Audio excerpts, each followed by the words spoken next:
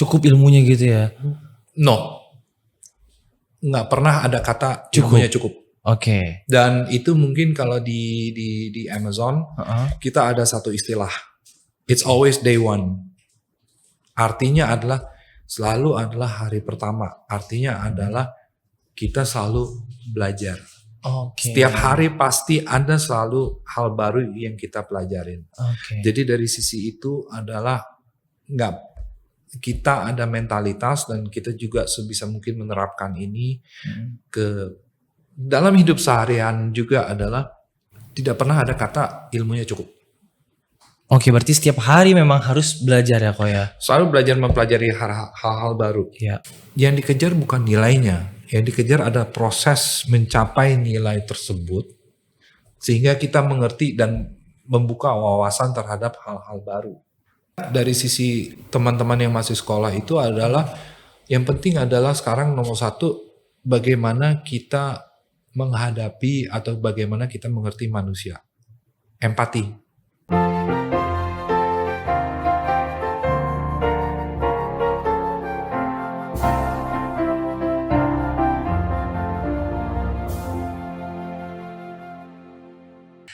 Halo Sobat YBHK, kembali lagi di podcast sukses bersama YBHK. Kali ini bersama host yang baru magang ya. Ini pertama kalinya nih podcast di YBHK nih. Halo teman-teman semua, perkenalkan aku Jevan Natanio. Ini adalah kali pertamanya aku nge-host di podcast YBHK ini. Tapi hari ini aku nggak sendirian nih teman-teman. Aku lagi bersama Albert Lai. Koko Albert. Ya, salam kenal Koko. Apa kabar? Baik. Bagaimana perasaannya hari ini? Sangat pagi sekali karena biasanya kalau weekend itu bangunnya siang ya? super nyantai. Oh, super nyantai. Oke, tapi emang hari ini nggak kerja ya? Nggak kerja. Oke, siap. Kok boleh tahu dong? Pastinya Koko datang ke sini itu ada alasannya pasti kan? Koko adalah alumni dari sekolah Tarsisius 2 juga nih. Iya. Nah, aku masih sekolah nih. Ini berarti suhunya aku nih teman-teman semua nih. Ya kok ya. Jadi udah dari angkatan berapa nih? 95. Tahun 95. Tahun 95. Jadi okay. Masuk di Tarsisius itu di kelas, kalau mungkin di hitungan sekarang tuh kelas 7 SMP. Kelas 7 SMP, oke. Di SMP Tarsisius 2. Jadi pas waktu ini baru dibuka. Saya masuk di sini 90. Oke. Terus habis itu SMA masuk di Tarsisius, lanjut di SMA Tarsisius 2. Lanjut di SMA Tarsisius 2, oke. Ya. Sampai selesai? Sampai selesai. Oh, sampai selesai. Berarti sampai SMP sama SMA ya? Yes. Iya, tapi Koko jangan berbangga dulu nih. Kenapa? Karena aku dari TK. Dari playgroup bahkan. Jadi dari playgroup, ya. Aku di Tarsi 2, habis itu lanjut ke TK, lanjut ke SD, SMP sama SMA. Oke. 5. Berarti aku menang ya. Berarti hidup mati di sini ya. Iya, bener. Jadi emang hidupnya udah di sini banget, Tarsisius 2 banget. Okay. Iya. Koko, boleh tahu dong sekarang berarti pekerjaannya apa? Saya bisa dibilang karyawan di sebuah perusahaan multinasional kita bilangnya. Okay. Amazon Web Services atau kita singkat aja AWS. AWS, oke, siap. Amazon Web Services itu adalah anak perusahaannya Amazon. Okay. Jadi bukan Amazone yang kita lihat di mall-mall yang tempat bermain. Berbeda jadi, ya. Jangan salah sangka ya. Iya, nanti dikira jadi cleaning service gitu ya. Jadi Amazon itu adalah salah satu perusahaan e-commerce terbesar di dunia. Iya, oke. Buat teman-teman yang belum pernah dengar Amazon, mungkin bisa hampir disamakan dengan Tokopedia di Indonesia. Ya, oke. Tetapi sebenarnya mungkin bisa dibilang Amazon itu adalah perusahaan pertama yang bisa dibilang menciptakan e-commerce. Oh, oke. Berarti Amazon duluan ya? Amazon duluan. Oke. Nah, setelah itu sekitar tahun 2006 Amazon memutuskan untuk mendiversifikasi bisnisnya dengan alasan sebagai berikut. Karena untuk menjalankan perusahaan e-commerce itu membutuhkan komputasi yang sangat besar. Artinya perlu banyak beli server. Jadi server itu adalah komputer yang sangat besar. Jadi jangan dibandingkan dengan personal computer, PC, laptop gitu. Ini yang ukurannya sangat besar, mempunyai kapasitas banyak dan sehingga bisa memberikan banyak komputasi, layanan dan yang lain-lainnya. Nah, mereka membeli banyak server-server tersebut, banyak membeli perangkat dan mereka pada saat itu berpikir, oke, ini ada saatnya kita nggak memakai ini secara full kapasitas penuh. Daripada nganggur, kenapa nggak kita sewain aja? Jadi kasarnya sekarang misalnya di Jevan punya banyak mobil misalnya. Amin. Punya banyak mobil, tapi sebenarnya yang dipakai kan cuma 1 atau 2 kan. Iya, nggak mungkin semuanya setiap hari. Nggak mungkin semuanya tiap hari kan. Benar. Nah, daripada itu menjadi istilahnya aset nganggur. Iya. Kenapa nggak dipakai aja, disewain gitu misalnya. Atau buat yang zaman now kita bilang, kenapa nggak kita cari sopir Grab terus suruh dia jalanin Grab aja. Oke. Jadi simpelnya itu kayak aku punya mobil banyak, asetnya banyak, habis itu disewakan ya untuk orang yang membutuhkan itu gitu betul. Ya. Gitu. Sehingga kan orang juga pada akhirnya kan istilahnya hanya kalau mereka menyewa, mereka kan hanya membayar apa yang mereka pakai. Sama kayak layanan Grab kan? Ya, betul. Kita seberapa jauh jarak yang kita tempuh ya itu yang kita bayar. Iya, Gitu. Jadi tahun 2006 Amazon mendirikan sebuah perusahaan, anak perusahaan namanya Amazon Web Services. Gitu. Dan seiring dengan perjalanan waktu akhirnya Amazon memiliki beberapa anak perusahaan. Selain Amazon Web Services, ada juga yang namanya itu adalah mungkin yang teman-teman mungkin sering lihat juga sekarang adalah Prime. Amazon Prime Video ya. Yes, Prime Video salah satu fasilitas streaming kita. Streaming, terus mungkin pernah dengar IMDb. Jadi kalau misalnya ingin mencari tahu film gitu segala macam itu ada. Terus ada juga Audible. Jadi itu Audible adalah platform untuk e-book. Bukan e-book, audiobook. Audiobook. Jadi buku-buku yang dibacakan oleh mungkin beberapa selebriti terkenal di dunia. Mereka membacakan sebuah buku, rekamannya ada di situ yang bisa mungkin di-download secara free atau di-download berbayar. Berbayar ya, Itu. Dan masih ada beberapa anak-anak perusahaan lainnya. Gitu. Jadi aku nih sebenarnya nggak tahu banyak tentang Amazon. Kita nggak apa-apa ya sambil ngobrol-ngobrol santai ya. Nggak apa-apa. Nah, tapi aku penasaran nih kalau Koko berarti di AWS ini ya? Yes, betul. Di AWS ini berarti untuk kayak Amazon Prime Video atau enggak seperti yang e-book, audiobook tadi, Koko nggak tergabung dalam situ? Enggak. Berarti kesehariannya itu ngapain aja Koko boleh tahu? Kalau role saya di AWS itu adalah sebagai partner manager. Nah, partner manager itu sebenarnya partner manager itu apa? Jadi kalau di dunia jualan atau di dunia jualan secara simpelnya adalah ada yang namanya rekanan. Partner. Betul.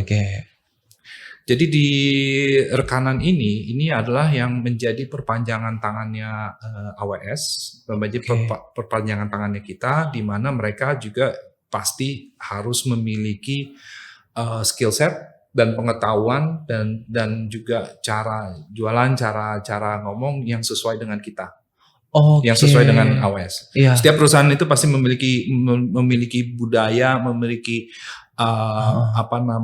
cara jualannya sendiri-sendiri. Nah, tugas saya adalah untuk membimbing, membina dan mengembangkan para rekanan tersebut ini sehingga mereka paling tidak minimal itu adalah satu level di bawahnya kita, menjadi perpanjangan tangan kita. Mereka mengetahui apa yang kita miliki di dalam portfolio dan bagaimana cara kita menawarkan itu kepada para organisasi-organisasi yang ada di dunia.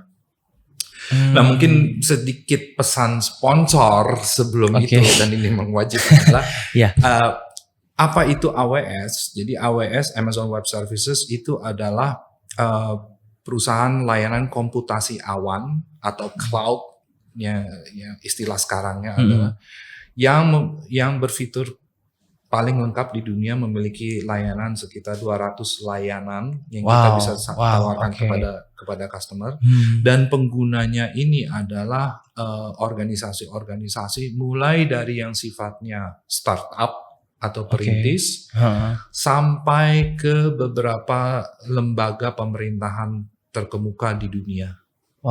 Jadi yang menggunakan AWS itu luas, bisa dibilang semuanya. Iya, semuanya ya. Wow, luar biasa banget ya. Berarti kalau menurut Koko nih, kalau aku nih misalnya pengen buat sesuatu, apa yang bisa aku buat di AWS? Banyak ya? Banyak. Salah satunya yang mungkin paling, wah ini kayaknya cocok nih buat Jevan nih. Siapa tahu kan ya, jadi bisa jadi terkenal gitu gara-gara AWS. Atau enggak kita jadi punya aset ya kok ya?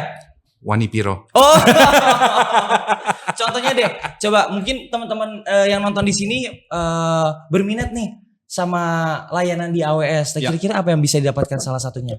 Oke, paling simple itu adalah contoh paling sederhana itu adalah kalau misalnya Jevan ingin membuat website pribadi. Website pribadi. Ya. Berarti kan harus misalnya sekarang harus mencari domainnya kan, misalnya jevan.co.id misalnya kan, atau jevankeren.co.id. Terus abis itu kan juga harus mencari, misalnya kan sekarang kalau di website kan pasti akan taruh berbagai macam hal kan. Iya, Apakah itu video atau misalnya foto gitu ya, dan yang lain-lainnya. Itu kan berarti perlu tempat penyimpanannya. Nah, ini semua ada di AWS, dan di kita itu sangat gampang sekali, tinggal mendaftarkan diri, asalkan punya kartu kredit atau pinjam kartu kredit papa mama. Jangan ikuti nasihat. Iya, jangan ya. Yang tadi cuma bercanda, jangan diikuti. Jadi tinggal hanya menggunakan kartu kredit dan masuk ke dalam satu website, di mana abis itu kita tinggal pilih layanannya mau apa. Dan kalau misalnya ingin website, tinggal klik website, langsung pilihannya ada apa aja, dan tinggal ikuti wizard yang ada. Dan dalam waktu kurang daripada 30 menit udah jadi. Secara simpelnya udah jadi. Karena banyak template-template yang sudah tersedia di dalam, sehingga tinggal digunakan. Tinggal dipasang-pasang gitu aja ya. Kecuali kalau misalnya ternyata mungkin ada tim sendiri atau tim kreatif atau apa yang memiliki desain sendiri dan yang lain-lain, itu juga bisa dilakukan. Tetapi paling enggak secara simpelnya, secara sederhana ya dalam waktu berapa klik website udah jadi. Tapi berarti ketika kita membuat web ini, desainnya semua itu harus melalui Amazon Web Service, atau kita sendiri bisa langsung ngedit itu semua? Pilihan itu kita berikan kepada para pengguna, karena pilihan itu dua-duanya ada. Dua-duanya ada. Dua-duanya ada. Jadi jadi kalau desain bukan maksudnya kita kasih tolong bikinin gue website ya, tapi paling enggak sudah ada istilahnya cetakannya, template-nya. Ya, udah ada template-nya di dalam websitenya, tinggal kita pakai. Kalau misalnya ternyata template-nya tidak sesuai, ya kita bikin sendiri lah. Entar pakai beberapa software konten, istilahnya pengelola konten atau apa segala macam. Atau mungkin udah ada yang nggak tahu. Saya kurang tahu sekarang software untuk buat website. Kalau zaman saya dulu masih ada Dreamweaver segala macam, itu kan ada beberapa template yang bisa dipakai dari situ. Atau buat teman-teman yang mungkin tujuannya mau masuk ke desain grafis apa segala macam, mungkin bisa langsung desain sendiri. Gitu. Berarti aku tapi ngelihat banyak banget kok web-web teman-teman artis nih yang apa namanya? Dia biasanya kalau di webnya dia itu ngasih kayak portofolionya dia kan. Ya. Artinya ada tulisannya juga, ya kan, ada foto sama video. Nah, tapi itu mostly memang mereka buat sendiri atau memang sebenarnya di Amazon tuh udah ada? Balik lagi di template-nya ada. Template-nya ada. Tapi biasanya kan kalau yang saya tahu dari yang saya tahu daripada dunia selebriti itu biasanya ada satu tim kreatif atau tim yang mungkin berhubungan dengan PR atau apapun juga yang ada di belakangnya selebriti tersebut kan. Yeah. Mereka yang akan membuat websitenya tersebut dari sisi selebritinya sendiri kan pada akhirnya terima jadi kan. Iya, betul. Oke, berarti emang rata-rata mereka udah punya timnya sendiri untuk ngedesain itu ya? Yang saya tahu ya. Oke. Yang saya tahu itu biasanya udah ada tim kreatifnya sendiri. Iya. Tapi kalau misalnya nih, contohnya aku buat web, nah itu contohnya ya, aku bayar misalnya 1 juta misalnya kayak gitu. Nah itu ada batas waktunya kah? Ya. Atau memang udah nggak terbatas gitu? Nggak terbatas. Oh nggak terbatas? Nggak terbatas. Wow. Jadi mungkin saya perlu ralat sedikit. Sebenarnya bukan yang nggak terbatas, tapi ya selama bayar ya layanan akan jalan terus. Kalau berhenti bayar kalau berhenti bayar layanan juga berhenti. Ya. Berarti otomatis webnya juga hilang dong? Iya dan enggak. Sebenarnya webnya itu nggak hilang.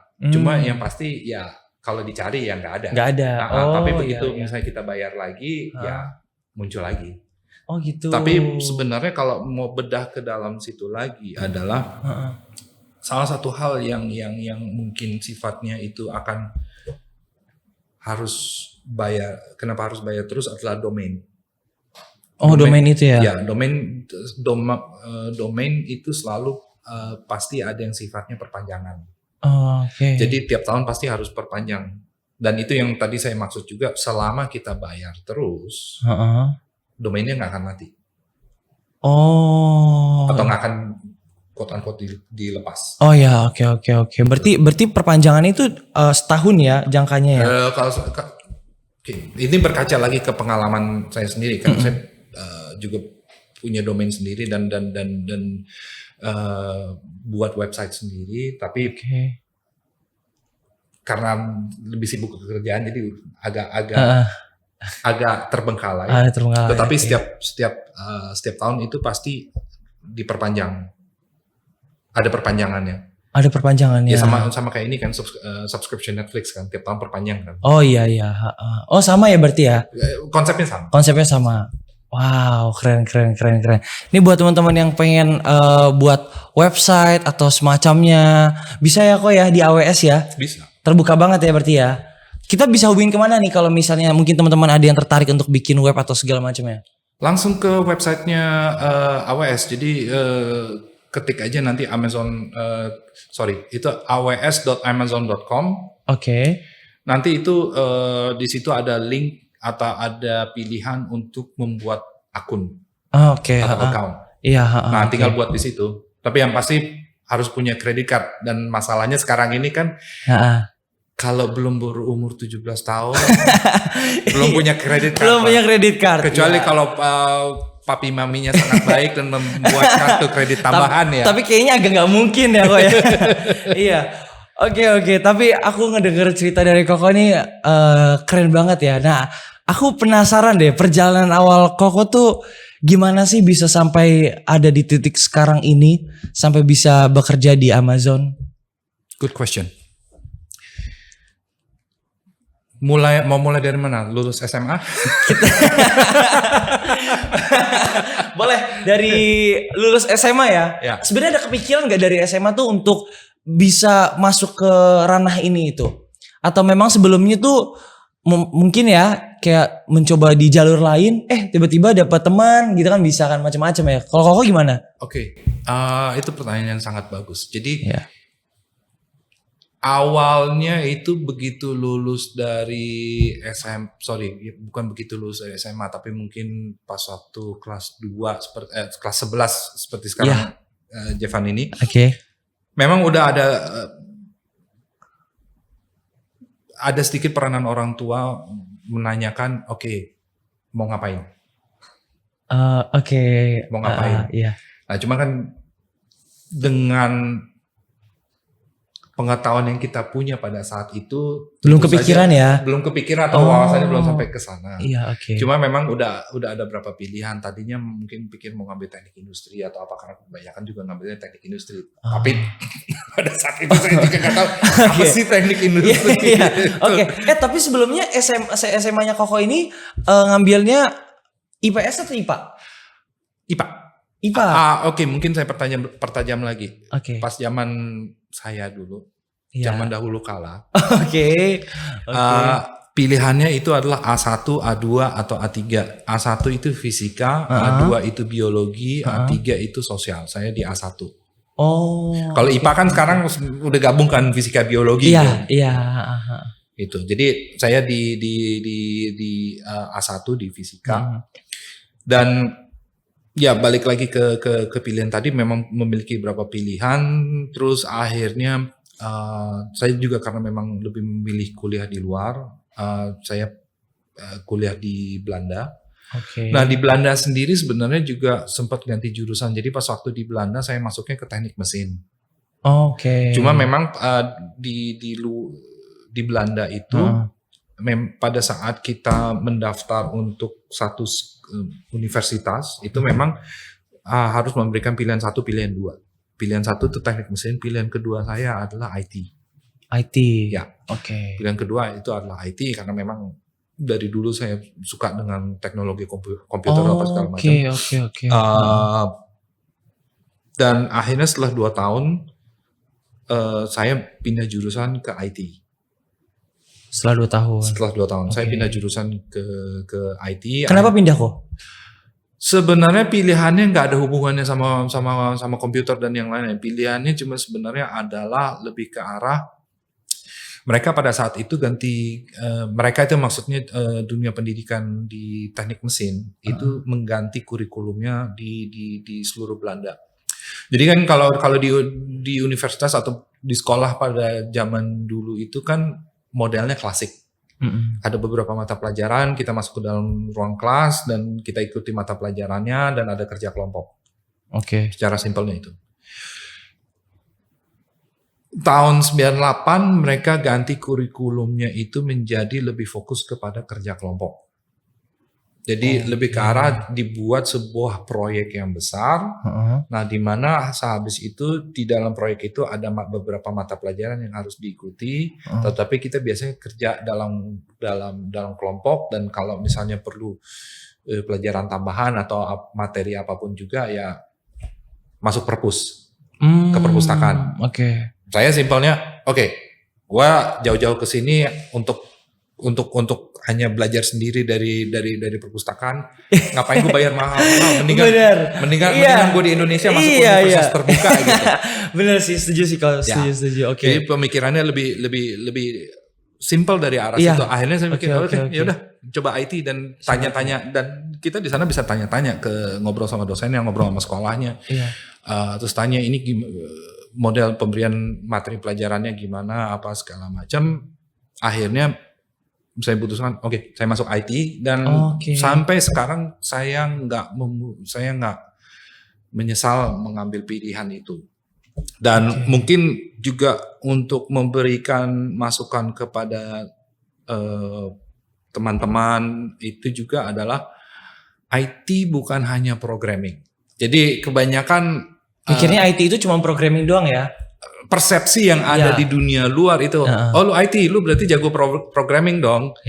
Enggak, IT itu bukan hanya dari sisi programming aja. Itu hanya adalah salah satu bagian dari IT. Karena aspek dari IT itu macam-macam. Luas ya berarti. Luas. Ya? Sangat luas sekali. Nah, setelah setelah lulus dari Belanda, saya kembali ke Indonesia dan kerja di Indonesia. Pertama mulai dari ada satu headhunting company di Indonesia butuh orang IT, saya masuk ke situ dan istilahnya benar-benar mulai pekerjaannya dari bawah. Jadi dari apa yang kita sebut sebagai sysadmin, system administrator. Biasanya itu secara simpelnya bisa disebut juga IT support di beberapa perusahaan. Jadi kalau misalnya Pak Andreas misalnya kebetulan misalnya laptopnya rusak, laptopnya rusak tolong benerin dong, kayak gitu. Atau misalnya wifi sekolah nggak jalan tolong benerin dong. Kira-kira kayak gitu kerjaannya. Nah terus habis itu masuk ke seiring dengan itu tahun berapa tuh kok? 2006. 2006. 2006 terus habis itu saya belum lahir itu. Udah. Tapi masih setahun ya. Masih belajar jalan ya. Tapi kokonya udah kerja di perusahaan. Aduh, gimana nih kok? Ya boleh lanjut kok, silakan. Oke. Terus habis itu masih lanjut di perusahaan itu? Enggak. Jadi di perusahaan itu mungkin sekitar tahun ya berapa bulan setelah itu saya masuk ke sebuah perusahaan namanya Symantec, itu perusahaan US, itu membuat software security, software security. Mungkin kalau teman-teman pernah dengar yang namanya Norton Security, Norton Antivirus apa segala itu dulu saya di situ. 3 tahunan itu pekerjaannya lebih teknis. Teknis maksudnya dalam arti ini. Jadi di dunia kita ada yang istilahnya pre-sales, engineer apa segala macam. Jadi kita harus tahu secara mendalam software yang kita jual. Jadi benar-benar tahu seluk-beluknya gimana cara pakainya, tips and tricksnya, gimana cara installnya apa segala macam. Itu kita harus tahu. Jadi itu yang disebut sebagai pre-sales dan itu yang kita harus bisa juga jelaskan ke organisasi-organisasi atau mungkin kita sebutnya customer. Kita harus bisa menjelaskan itu. Dan menjelaskan juga kenapa mereka harus beli. Harus beli. Setelah itu masuk ke 3 tahun setelah dari situ saya masuk ke Dell. DELL. Jadi yang mungkin pernah dengar PC laptop. Itu Dell. Masuk ke situ, itu saya di situ 7 tahun. Nah, di situ di Dell itu saya benar-benar belajar dan istilahnya saya bisa dibilang di situ ada mungkin perubahan dari perjalanan karir saya sekarang, kenapa hanya bisa sampai ke Amazon. Jadi di Dell itu mungkin saya juga masuk sebagai teknis, tetapi selain teknis saya juga di sana ada kesempatan untuk belajar. Ya, bukan belajar buka buku segala macam, tetapi bekerja sambil belajar, lihat. Jadi itu diberikan kesempatan untuk belajar. Saya lebih belajar mengenai bisnisnya. Jadi apa yang proses-proses apa, atau misalnya sekarang pemikiran apa, atau bagaimana aspek bisnis dan aspek operasional pada sebuah perusahaan.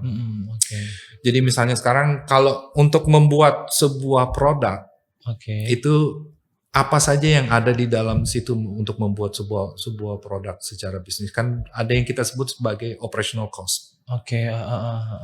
Simpelnya kalau misalnya sekarang buat film, itu kan pasti ada cost yang harus dikeluarkan kan. Paling simpel genset untuk mengoperasikan lampu, ya kan.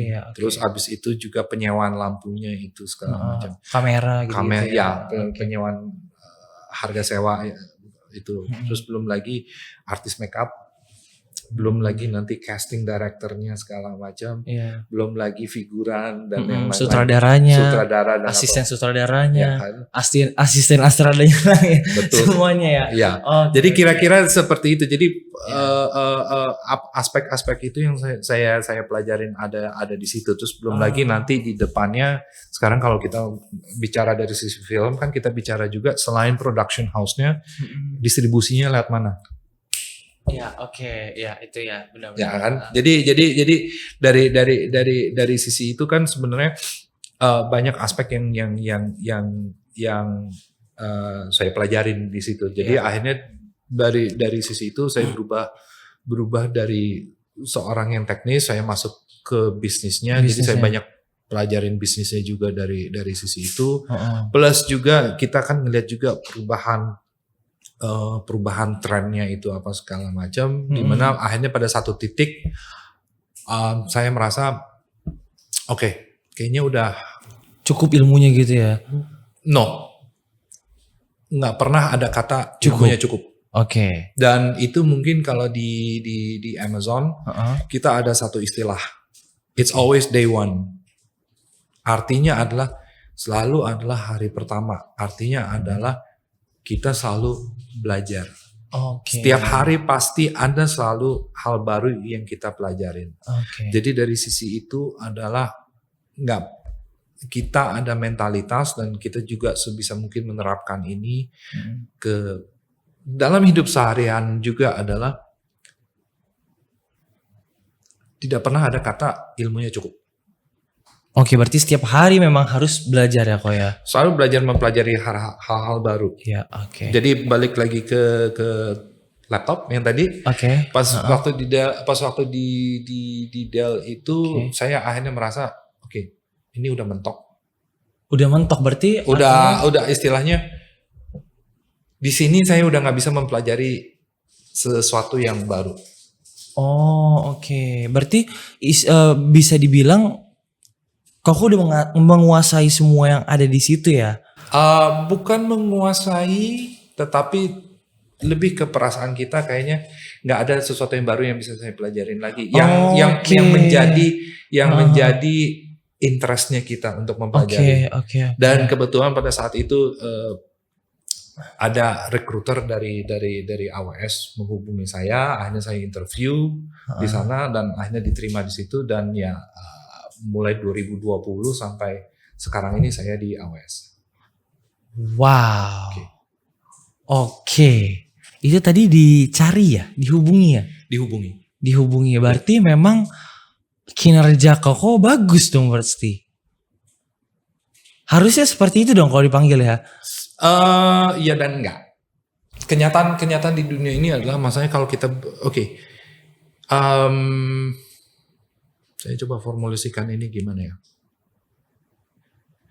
Kalau mengenai masalah kinerja itu sebenarnya adalah pengetahuan internal sebuah perusahaan. Oke. Bagaimana kinerja kita menjalani sistem itu. Gimana kinerja kita itu mungkin nggak diketahui oleh orang luar atau nggak diketahui oleh recruiter. Cuma yang dilihat oleh recruiter itu adalah apa yang kita sebut sebagai resume, CV. Oke. Ya kan? Ya, oke. Jadi yang kita lihat, yang kita pernah dengar yang namanya website namanya LinkedIn? Ya, oke. Di LinkedIn kan kita pasang profil profesional kita kan. Sebenarnya CV kita ada di LinkedIn. Oke. Jadi itu biasanya recruiter akan lihat ke sana di LinkedIn. Oke. Pernah kerja di mana? Role-nya sebagai apa? Berapa tahun di dalam sebuah perusahaan. Jadi mereka ngelihatnya dari sisi itu. Karena kenapa mereka istilahnya ada kebutuhan kan? Ada kebutuhan, terus abis itu dilihat orang-orang yang ada di market apakah sesuai dengan kebutuhan tersebut atau enggak. Setelah itu kan ada proses interview. Oke. Balik lagi kalau ke dunia perfilman,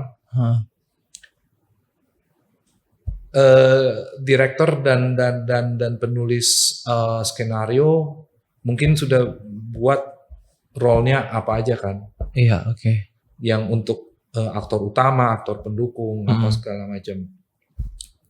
Habis itu kan mereka melakukan casting kan? Yap. Melakukan casting di mana yang mau ikut di dalam film tersebut atau yang dipanggil atau yang dirasa cocok untuk main di film tersebut melakukan audisi kan. Of course ya, screen test juga. Screen test. Nah, oke. di kita itu sebenarnya audisi itu adalah di interview.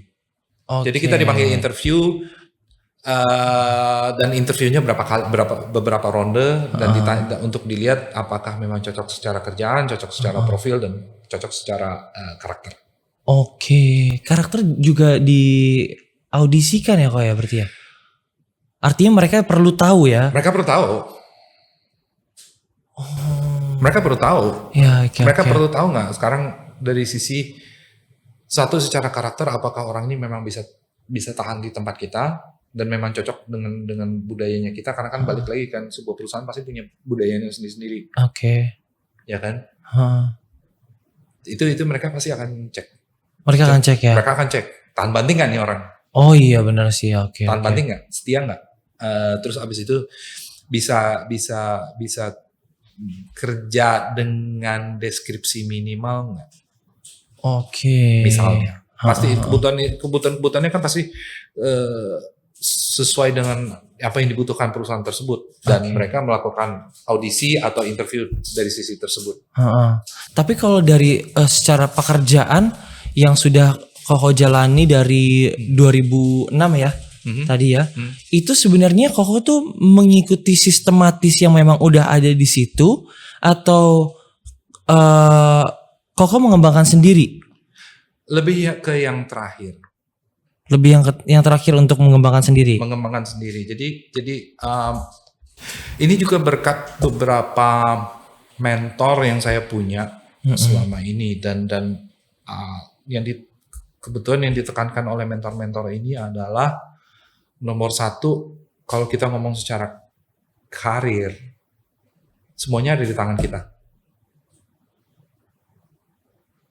Yang nasib kita ada di tangan kita. Ada di tangan kita. Cuma pada akhirnya ya kalau misalnya mau dihubungkan ke agama atau ke kepercayaan adalah manusia boleh merencanakan, tapi Tuhan yang menentukan. Tuhan yang menentukan. Ya. Tetapi maksudnya di dalam hal ini adalah karir ada di tangan kita. Kita mau bergerak ke arah mana? Iya sih, benar sih. Oke. Itu semuanya ada di tangan kita dan bagaimana kita menyikapinya. Bukan bukan terserah daripada apa istilahnya ya, sistem yang ada atau apa. Sistem yang ada itu hanya adalah ngasih tahu jalannya ke kita, tapi bukan berarti nggak ada jalan lain yang bisa ditempuh. Balik lagi 1001 jalan ke Roma. Oke. Jadi sebenarnya jalannya mau seperti apa segala macam, pada akhirnya kita yang menentukan. Jadi dari sisi itu sebenarnya juga dari sisi karir adalah juga itu nanti akan berkembang dengan seiring berjalannya waktu. Kita minatnya ada di mana dan lain-lain. Iya, oke. Berarti oke ya, aku jadi kepikiran sendiri nih kok. Berarti habits kita, sehari-hari kita itu mempengaruhi jalan kita ke depannya. Bisa dibilang begitu. Bisa dibilang kayak begitu. Bisa dibilang begitu. Bisa dibilang. Banyak sekali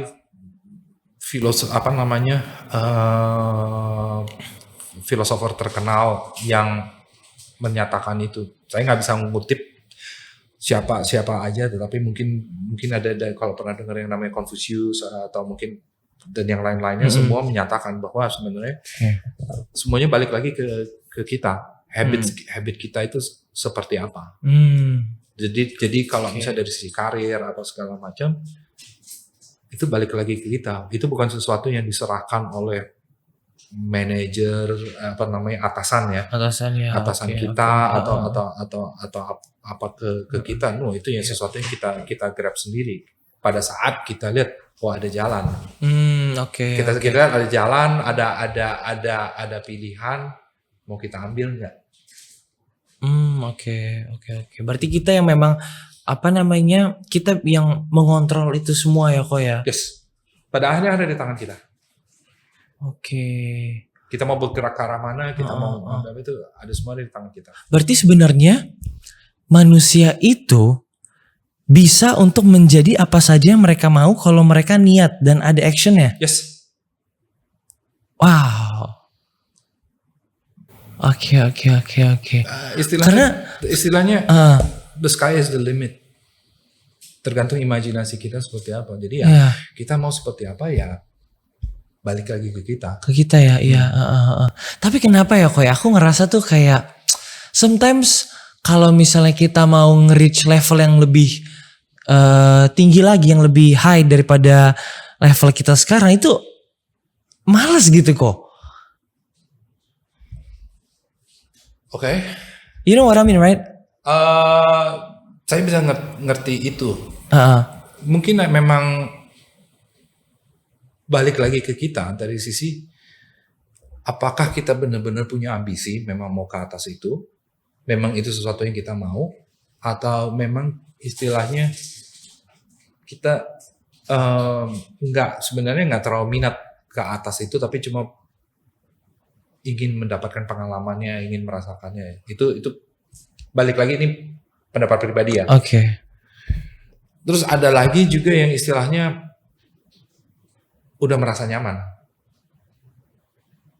Sama apa yang udah dilakukan sekarang gitu. apa ya. yang di area yang dimana kita berada. Iya, Dan jangan lupa apa namanya semakin tinggi kita melangkah gitu melangkah contohnya ya. semakin tinggi kita melangkah, Iya. tantangannya juga akan semakin gede. Semakin gede ya. Anginnya makin gede kan, dia semakin tinggi ke Iya. apa namanya manjat pohon kan Iya, anginnya makin tinggi iya. kan. Jadi dari sisi itu sekarang balik lagi, apakah memang benar ini sesuatu yang kita mau dan apakah ini memang sesuatu yang kita inginkan? Kalau misalnya memang iya, ya orang pasti akan jalan terus. Orang kan kalau mau apa namanya mendaki Everest di Himalaya, Oke. itu kan juga mereka juga kan ada tahapan kan, ada base camp 1, base camp 2, base camp 3, terus habis itu kalau udah nggak ada base camp 3, habis itu melangkah naik. Tetapi melangkah naik itu banyak sekali tantangan cuaca, oksigen, dingin segala macam. Nah, untuk mencapai puncak daripada Everest tersebut dan akhirnya menaruh nama di dalam, kalau nggak salah ada buku orang-orang yang berhasil memanjat Everest di atas. Istilahnya nama kita mau abadi atau enggak? Apakah kita mau ngelewatin semua ini? Pertanyaannya balik lagi ke kita, mau enggak?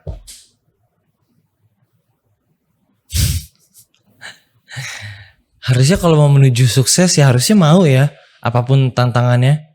Tapi apa semua orang gak kayak gitu kok? Definisikan kata sukses. Untuk aku? Sukses untuk Jevan, sukses untuk saya, sukses untuk orang lain itu pasti beda-beda. Kalau dari Koko gimana? Kalau nah ini juga yang sesuatu yang menarik karena itu akan berubah seiring dengan berjalannya umur. Oke. Pas mungkin kita umur 15 ke atas sampai mungkin umur 35, Oke. kita mungkin masih punya ambisi yang sangat besar. Oke. Kita pasti ambisi. Tetapi setelah 40, pandangannya itu total berubah. Kenapa kok? Karena kita udah bisa memfilter apa yang sebenarnya penting buat kita, apa yang sebenarnya nggak penting buat kita. Dan realisasi saya pada saat 40 ke atas, sebenarnya saya pikir jabatan itu nggak terlalu penting buat saya. Iya, oke. Titel itu balik lagi, ini buat saya pribadi ya, buat tiap orang pasti beda-beda. Jadi buat saya sukses itu adalah saya bisa melihat keluarga saya bahagia, saya bisa memberikan pengalaman baru terus buat keluarga, buat anak. Oke. Buat saya dan bisa membekali anak saya untuk bisa istilahnya survive ke masa depan. Ke masa depan ya, oke. Buat saya sekarang lebih penting itu daripada ngejar karir. Karena sekarang gini, kalau mau ngejar karir itu kita pasti invest. Kita harus melakukan investasi. Apa itu? Investasi waktu, investasi tenaga, Iya, oke. investasi emosi. Ya, oke. Itu pasti ada. Dan sekarang juga misalnya Jevan mau jadi salah satu aktor kawakan di Indonesia, mungkin levelnya saya mungkin sebut Christine Hakim, benar-benar yang serius. Artinya harus menanam waktu dari sisi itu, menanam waktu untuk persiapan, menanam waktu untuk belajar gimana aktor-aktor kawakan itu bekerja. Dan mungkin pada itu juga korban waktu. Artinya berarti mungkin saya harus ngejar beberapa film dalam kurun waktu tertentu, atau mungkin korban dari sisi nggak semua film saya harus ambil. Iya. Tapi benar-benar yang istilahnya benar. Oke, film ini yang ada berapa film yang mungkin saya harus invest waktu. Dan balik lagi, yang tadi dibilang itu benar, balik lagi kita habits apa segala macam. Tetapi seberapa besar kita mau invest waktu dan tenaga untuk mengejar hal tersebut. Tapi kok nggak apa-apa ya, kita ini ngobrolnya Lantur jadinya kemana-mana. Iya. Tapi nggak apa-apa kan, kok nggak masalah ya. Aku terakhir misalnya aku penasaran juga nih. Maksud aku kayak gini, pandangan hidup Koko di 40 tahun ini, kalau yang aku dengar tadi ya dari Koko, kayaknya karena the reason is karena udah punya anak mungkin ya. Kalau aku nangkapnya gitu sih, karena mungkin udah punya anak, jadi tanggung jawab juga ada, nggak tanggung jawab sendiri, so ya harus bertanggung jawab gitu loh untuk anak dan juga keluarga gitu kan. Itu benar, karena kalau pas lagi single ya mau ngapain aja terserah kan. Bebas ya. Bebas, nggak ada tanggungan, nggak ada apa. Tapi begitu kita punya keluarga, kita harus memikirkan, karena kan, dan mikirnya benar-benar jangka panjang dari sisi kalau kita nggak ada, siapa yang akan menanggung keluarga tersebut? Oh iya sih, udah sih ya. Terus habis itu juga kita harus memikirkan juga nanti ke depannya, nih anak misalnya udah punya anak, sekolahnya gimana, mau di mana, apa yang harus dilakukan, segala macam. Jadi terus habis itu juga dari sisi kerjaan kita juga ngelihat gitu kan, apalagi kalau misalnya kita punya anak kecil. Iya, kita harus memikirkan juga kan kehadiran seorang orang tua buat anak di umur saat 0 sampai mungkin saya bilang 17 atau mungkin kritisnya 12-13, itu sangat penting sekali. Penting banget ya. Penting banget. Karena apalagi anak-anak itu umur 0 sampai 5 itu adalah masa mereka menyerap dengan sangat gampang apa yang mereka lihat di keadaan sekitar. Jadi kehadiran orang tua pada saat-saat, ini balik lagi pendapat pribadi ya. Iya. Pada saat-saat penting seorang anak itu sangat penting. Jadi pada akhirnya saya harus menyeimbangkan dari sisi kerja dengan kehidupan, dengan hidup. Oke. Kalau saya ngejar karir, artinya bisa jadi ada kalanya, bukan ada kalanya, udah pasti misalnya saya akan mungkin waktunya nggak banyak untuk keluarga gitu ya. Ya. Oke. Nah ini sering kali menurut aku kok yang kayak, ya aku nggak tahu ya, tapi pendapat aku aja, karena aku juga setiap hari tuh selalu mengevaluasi diri sendiri untuk mau mempelajari hal baru, mau terutama juga menanamkan ke diri itu harus mau menerima masukan juga. Karena yang nggak aku sadarin dari dulu ya, aku sekarang ini baru sadar juga kok, kayak sebenarnya anak muda itu, yang kayak anak muda kayak aku sampai mungkin umurnya agak naik-naik sampai belum menikah ya, itu chance untuk menjadi sesuatu itu lebih banyak. Untuk kita mempelajari hal baru, untuk kita belajar sesuatu yang baru seperti itu kan kok ya. Ya, setuju. Karena kita juga gak ada beban. Ya. Kita gak ada tanggung jawab. Ya. Tanggung jawab kita hanyalah mimpi-mimpi kita. Yap. Setuju. Wow, gila, keren banget, keren. Tepuk tangan dulu dong kok. Percakapan hari ini emang seru banget. Mulai dari tadi kerjaan ya sampai bisa jadi keluarga ya. Ya. Aduh, thank you banget kok. Sama-sama. Thank you so much. Tapi sebelum itu, ini waktunya udah lama banget ya. Udah 10 hari nih kita ngobrol di sini ya. Mungkin boleh ada sedikit kata-kata motivasi atau Kata-kata tips. mutiara dah. Iya.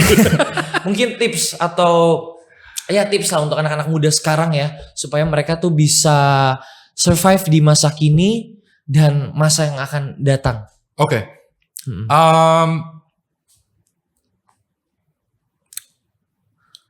Nomor satu begini, kadang-kadang ya ini juga pesan terhadap sekolah ya. Oke. Terhadap kepada sekolah itu. Dan ini juga pengalaman pribadi yang saya alamin di sekolah ini. Jadi mungkin saya ke situ dulu. Jadi saya berapa kali ditegur di sekolah. Oke. Jangan dicontoh ya teman-teman. Iya, oke. Ditegur sama guru BP apa segala macam Ya, dan salah satu tegurannya itu adalah kamu itu berpotensi menjadi ranking 1, ranking 2 di sekolah. Seperti terus dia menyebut salah satu murid. Iya, oke. Terus saya cuma begini, Bu, itu saya lupa itu kelas 2, kelas 3 SMA kalau nggak salah. Saya cuma bilang, Bu, sekarang saya mau tanya, di dunia kerja itu, apakah akan ditanya nggak? Kamu ranking 1 Dulu ranking 1, dulu ranking 2 nggak? Atau nggak usah, sorry, kalau nggak kerja pas waktu itu saya ngambil contoh sosial. Oke. Tetangga akan nanya nggak, lu dulu di SMA ranking 1, ranking 2 nggak? Of course enggak. Of course enggak kan. Iya. Mereka nggak peduli kan. Mereka akan lebih peduli bagaimana kita bersikap. Iya, oke. Bagaimana attitude kita. Ya, oke, betul. Attitude kita. Dan ini ya masuk ke pesan kepada teman-teman yang masih ada di sekolah SMP SMA itu adalah nomor 1, akademis itu penting. Oke. Nilai akademis itu penting. Oke. Tapi yang harus dilihat dari sisi ini adalah bukan untuk mengejar nilainya, tetapi untuk paling enggak mengerti dan ngebuka wawasan. Sehingga dan itu yang diperlukan nanti juga pas waktu masuk ke universitas. Entah mengambil S1, S2, S3. Yeah. Sebenarnya yang dikejar bukan nilainya, yang dikejar ada proses mencapai nilai tersebut sehingga kita mengerti dan membuka wawasan terhadap hal-hal baru. Gitu. Oke.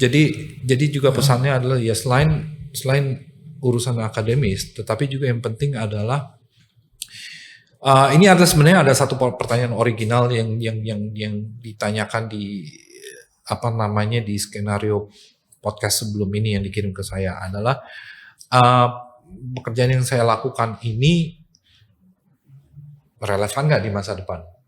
Oke. Masih ada nggak? Masih ada ya. Masih ada atau nggak?